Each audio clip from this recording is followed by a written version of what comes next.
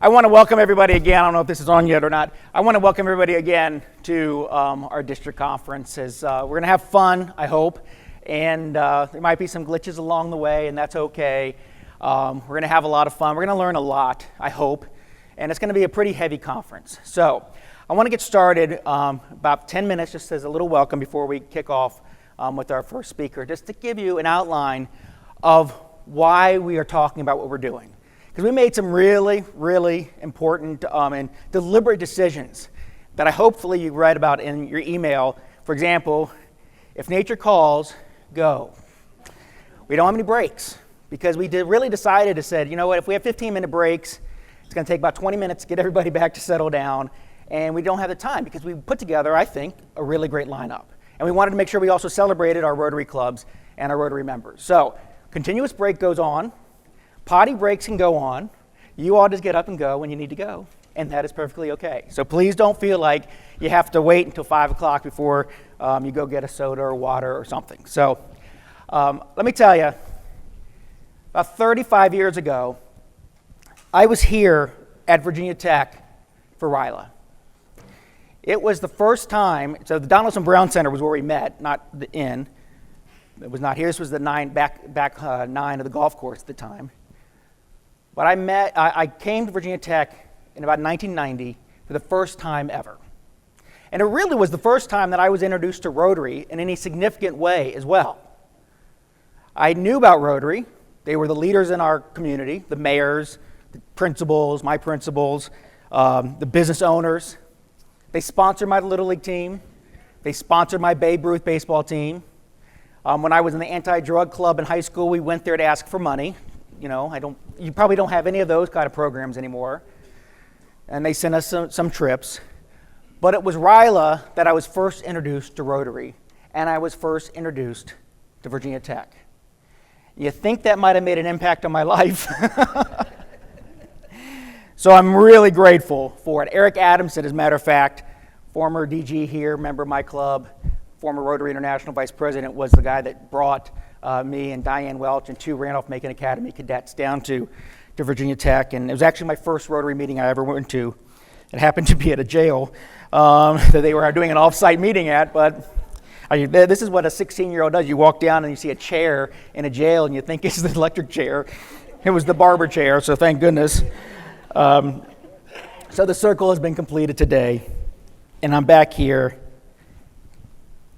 launching our district conference and one of the best jobs that Rotary could have, to steward and help our district provide the support for our clubs who are doing the real work. As President Stephanie told me once, the work of Rotary is done at the club level, and that's where Rotary happens. So thank you, each of you. Quickly, I want to just tell a little bit about it, if you haven't heard about it already, what the magic of Rotary means. It comes from when Stephanie was down in the Caribbean and they were installing some water filtration systems for clean water. And they set this machine up, the pumps, and they had this dirty water, brown water, go and come out the other end clean and healthy. And when they were about ready to leave, this little boy tugged on Stephanie's jacket and said, "Lady, show me that magic again." That's the magic of Rotary. Here we have a child who knew water as death and sickness, and Rotary came in and made it life. That's magical. So as a little aside, for those of you who have seen me speak before, you know I have a mascot that I usually bring around with me, because when we were in Orlando at the International Assembly and Stephanie told the story, and those stars that we see shot across the screen, and we're about 5 miles from one of the greatest places, the second greatest, Blacksburg's the first, the second greatest place on earth, Disney World, all I could think of was Fantasia. So I thought Mickey Mouse. So I decided to, sorry Amber, she sees this before, but I decided to violate the brand of both Disney and Rotary by sticking the Rotary wheel on Mickey Mouse. I'm going to retire him today, so you're going to see other things that are kind of fun throughout the weekend, because I really had no desire to pick a fight with the trademark of Mickey Mouse and Walt Disney. So I wasn't having ChatGPT draw me any Mickey Mouse figures and get us into trouble. But you're going to see some Beatles stuff. So by the way, there's a contest on your table. Magical Mystery Tour. That's our take on magic, as you've seen in my videos and you've heard me talk. So you're going to see beetles spread throughout the slideshow. You already missed one, if you didn't see it already. Two. Oh, two right here. Yes, me. So two. So make sure that you're recording those. And we're going to have a drawing Saturday evening for whoever enters into that fun contest. So keep watching for it.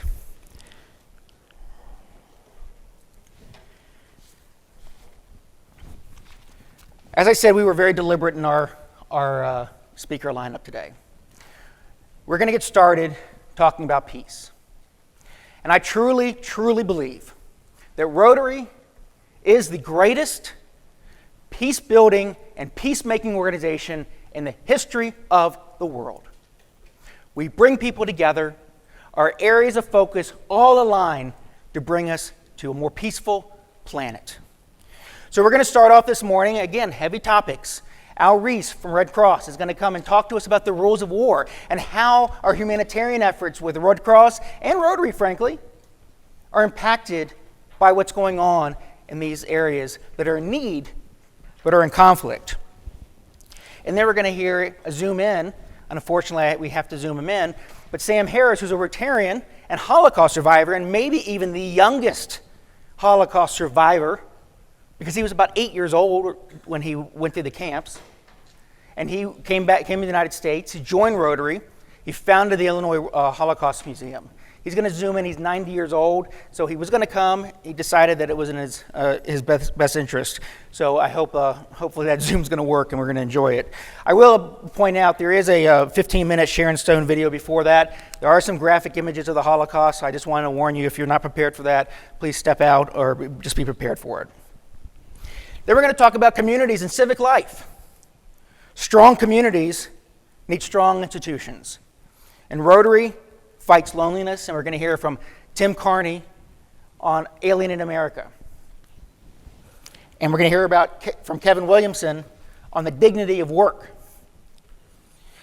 And lastly, we're going to finish out the speakers with Caitlin McGarvey from World Vision, who is leading an effort that we're partnering with in Uganda to lift women out of poverty through community economic development and business. And then we're going to finish tonight with a lot of fun with some dueling pianos. And if you've never been to a dueling pianos party or bar, you're in for a treat. But get your wallet out, because if you don't want to hear the Hokey Pokey played about 100 times this night, you need to be paying to have it stopped. So Scott, Arthur, if you want something from the Wahoos to be played, you better be getting your money out. Atlantic Union, you got the whole Atlantic Union Bank checkbook, so you can give us some money. And that money, those tips that you put in, are not kept by the piano players. They're going to go to the peace centers. They're going to go to the Peace Center Endowment. So be generous and help us bring peace. As it's been said, if we can bring UNC and Duke together on a peace summit, we can bring anybody together. In the morning, we've got AI. Are we afraid of AI? Are we excited about AI? I don't know.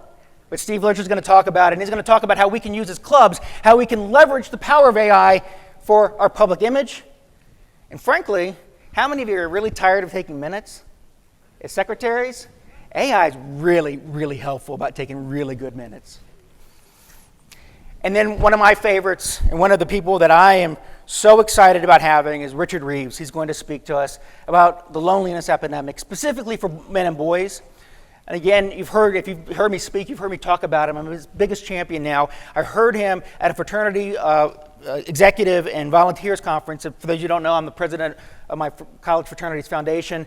And I was at this conference, and he's talking about the impact that boys and men are going through, and how not only just COVID, but everything else. And there's nothing to say and take away from with the struggles of females and girls, but we are doing a lot to combat that, and we're providing a lot of resources, but not so much of the boys, and we're leaving them behind. And he's going to talk about that. He's going to talk about the loneliness epidemic and how we need to lift up both boys and girls in our schools and our communities.